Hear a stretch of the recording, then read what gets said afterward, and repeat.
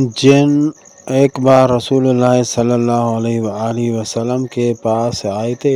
اسی وقت رسول اللہ صلی اللہ علیہ وسلم نماز پڑھ رہے تھے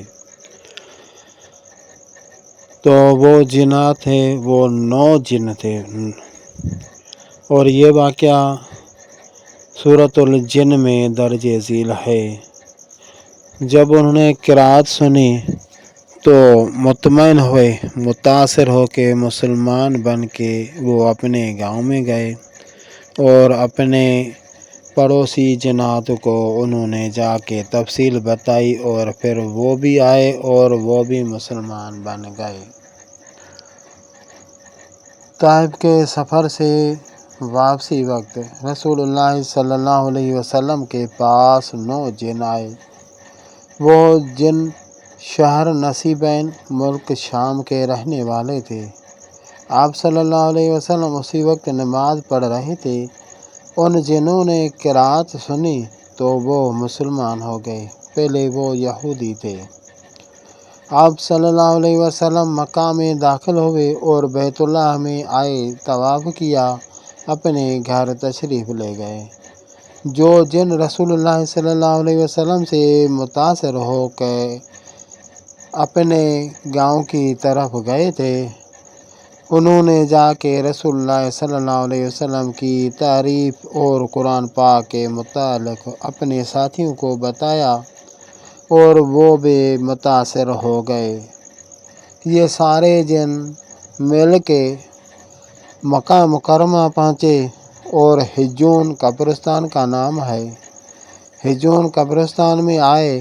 وہاں پہ سارے جنات ٹھہر گئے، کیونکہ جنات ہمیشہ ویران جگہ پہ بیٹھتے ہیں، اسی وجہ سے کہ ان کو کوئی جانور یا انسان تنگ نہ کرے، کیونکہ وہ کسی کو نظر نہیں آتے تو ان کو تکلیف آتی ہے۔ کوئی انسان اوپر چڑھ جائے، کوئی چیز پھینک دے، کسی کا چوٹ وغیرہ لگ جائے تو وہ ویران جگہ میں زیادہ تر بیٹھتے ہیں۔ اگر کہیں گھر میں بیٹھتے ہیں تو گھر میں بھی کونے وغیرہ میں، جیسے رسول اللہ صلی اللہ علیہ وسلم نے فرمایا ہے کہ دروازے کی سائیڈوں کو دیکھا کرو، اپنے گھر میں کونے صاف کیا کرو، بیڈ کے نیچے، الماری کے سائیڈوں میں، ادھر ادھر جہاں ویرانی ہوتی ہے وہاں آ کر بیٹھتے ہیں۔ اور سب سے زیادہ وہ ایک جگہ بیٹھتے ہیں، وہ ہے ٹوائلٹ، واش روم وغیرہ، کیونکہ وہاں پہ قرآن پاک نہیں پڑھا جاتا تو وہاں پہ جا کر بیٹھتے ہیں۔ اور عورتیں وغیرہ وہاں پہ جاتی ہیں تو ننگی ہوتی ہیں، اور مرد حضرات بھی آج کل زیادہ تر ننگے ہو کے نہاتے ہیں، تو واش روم میں بھی زیادہ تر ان کا ٹھکانہ ہوتا ہے۔ خیر، اللہ تعالیٰ رحم فرمائے اور ہر مسلمان کو بچائے۔ تو رسول اللہ صلی اللہ علیہ وسلم رات کے وقت حجون قبرستان کی طرف نکلے، اور ایک صحابی رسول صلی اللہ علیہ وسلم وہ بھی آقا کے ساتھ حجون کی طرف گئے۔ جب قبرستان پہنچے تو رسول اللہ صلی اللہ علیہ وسلم نے عبداللہ بن مسعود رضی اللہ تعالیٰ عنہ کو بیٹھنے کا حکم دیا، آپ یہاں بیٹھو، اور بیٹھا کے اسی کے گول دائرہ کھینچا، دائرہ بنا کے اسی کو کہا کہ اس سے باہر نہ نکلنا، کیونکہ باہر نکلنا جو ہے خطرے سے خالی نہیں ہوگا۔ اور یہ الفاظ فرمائے، ایسا نہ ہو کہ آپ مجھے قیامت تک نہ دیکھ سکیں، یعنی موت کا خطرہ۔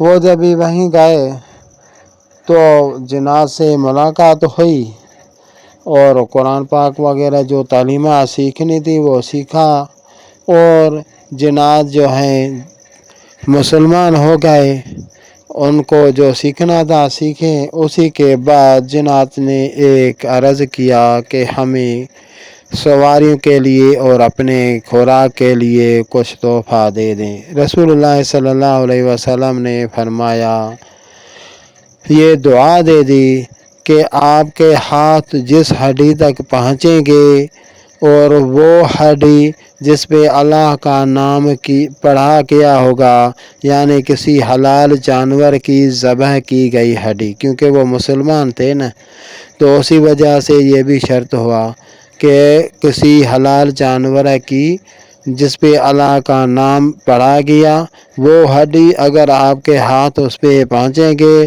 تو وہ پہلے سے زیادہ اس پہ گوشت آ جائے گا۔